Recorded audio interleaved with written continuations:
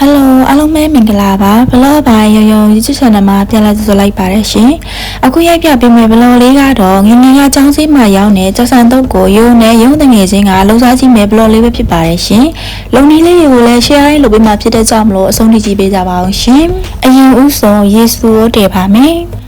ကြာဆန်ကတော့ပပူကြာဆန်ကိုတုံးထားပါတယ်အချင်းအတွက်ကကြတော့ရှောက်သီးနဲ့တန်ဖြူသီးကိုတုံးထားပါတယ်ကြာဆန်ကိုယေရှုမထဲမှာဖြစ်တဲ့ကြောင့်မလို့ပြင်ဆင်ရာလေးတွေကိုပြင်ဆင်ထားမှာဖြစ်ပါတယ်စီချတက်ဖို့အတွက်စက်တံဖြူထောင်းထားတာဖြစ်ပါတယ်မြေပဲကကြတော့မြေပဲကျော်ထားပြီးသားမရှိတဲ့ကြောင့်မလို့မြေပဲစားလော်ကိုတုံးပေးထားပါတယ်ရှင်ယေရှုကြီးဖြစ်တဲ့ကြောင့်မလို့ကြာဆန်ထည့်ပါမယ်ရေရဲ့ယေရှုတဲတော့ကရေများတယ်ရှင်ယေရှုအိုးကတဲရကြသွားတော့ရေနည်းနည်းခမ်းသွားတယ်ရှင်ယေရှုကအရန်ခမ်းလန်းတော့ခါကြရင်ကြာဆန်ထည့်ပြီးရနဲ့ရေစိမ်းလေးနည်းနည်းထပ်ဆွတ်ထားသေးရဲ့ရှင်ရေစိမ်းအများကြီးဆွတ်ရင်မကောင်းဘူးဖြစ်တာကြောင့်မလို့နည်းနည်းပဲဆွတ်ထားတာဖြစ်ပါတယ်ကြာဆန်ထည့်ပြီးရနဲ့10မိနစ်15မိနစ်လောက်နေရင်တော့အိုးချလို့ရပါပြီအိုးချပြီးရနဲ့ကြာဆန်ကိုရေအေးနဲ့တခါတည်းဆေးပေးရမှာဖြစ်ပါတယ်ရေအေးနဲ့မဆေးရင်ထွေးသွားမှာဖြစ်ပါတယ်ရေအေးနဲ့ဆေးပြီးရနဲ့အေးခံထားမှာဖြစ်ပါတယ်ကြာဆန်ကိုအေးခံနေတဲ့အချိန်မှာရုံအဖွားအိမ်မှာရွှဲဆက်သီးလေးတောက်ကောက်မှာဖြစ်ပါတယ်ရှင်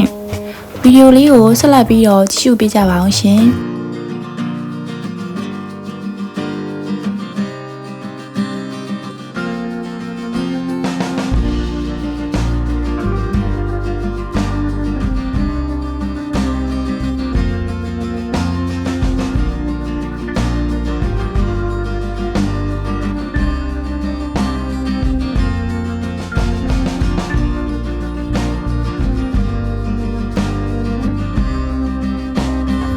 ဒါကတော့စောနာကထောင်းထားတဲ့ကြက်သွန်ဖြူနဲ့စီကြက်တက်မှာဖြစ်ပါတယ်ရှင်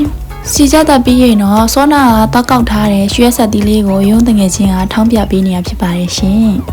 အားလုံးပြင်ဆင်ပြီးသွားပြီဆိုတော့စာပြီးတော့တုပ်ပါမယ်ရှင်ပါဝင်ပစ္စည်းလေးတွေကတော့ဆိုင်းချုံမောင်းကတော့မပါမဖြစ်ပေါ့နော်နောက်ပြီးရင်တော့ရုံးတို့စောနာကပြင်ဆင်ထားတဲ့မြေပဲဆက်သီးရှောက်သီးစီချက်အကုန်လုံးထည့်ပါမယ်ရှင်ဒီကြာဆန်တုပ်လေးရဆိုရင်ပိတ်လဲဝရတယ်လူတွေလည်းများများစားလို့ရတယ်ပြီးလို့ရှိရင်ပါဝင်ပစ္စည်းလေးတွေလည်းကုန်ကြတတ်တာမို့လို့တုပ်စားကြည့်ဖို့အကြံပေးရှင်းပါတယ်ရှင်အိမ်နေမစားတာဆိုတော့လက်ဆေးပြီးမှတုပ်ထားဖြစ်ပါတယ်ရှင်တက်ရပါတယ်ရှင်ဘလို့တွေကလည်းမလို့ဖြစ်တာကြရင်မို့လို့ရုံစကားပြောမှားသွားတာရှိရင်တောင်းပန်ပါတယ်ရှင်ရေုံကဒီဘလော်လေးလုံးဖြစ်တာဆိုတာဝါသနာပါလို့ရေမမိုရီတစ်ခုအနေနဲ့ထားတာဖြစ်ပါရဲ့ရှင်